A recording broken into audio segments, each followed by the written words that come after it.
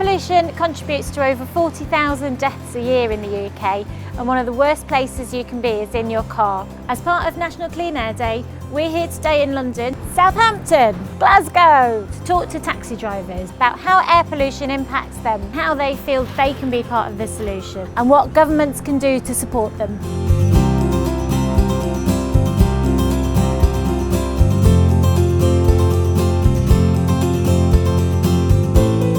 Air pollution is a very important issue for everybody, and including the taxi trade, because obviously from a personal point of view it's where we spend most of our time is actually sitting in taxis within the city centre, which are obviously conceived to be the most polluted areas. I would like my children to grow up in a world where air pollution is something that's not going to affect their health.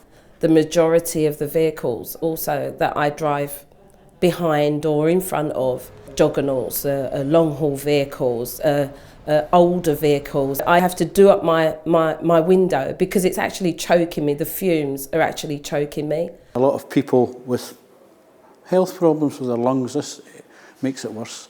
And we are sitting in this 7-8 hours a day. United Union and taxi companies like Radio Taxis will look to campaign on this to raise awareness with their members, with their drivers, to get over the point that their health and safety is being affected. It's a health and safety issue in the workplace. For me, for my family, for Londoners as a whole, you know, the pollution levels are no doubt increasing for whatever the reasons are, and we need to get them down. We are looking at different methods to try and cut this pollution, and unfortunately this comes at quite a high cost to taxi drivers.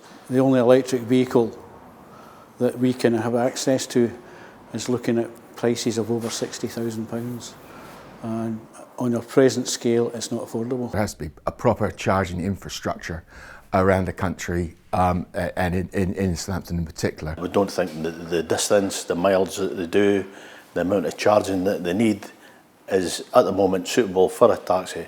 My particular company has over 20% now for hybrids. We've offered a financial incentive to our owners and our members to put hybrids on. It's down to incentives, shall we say.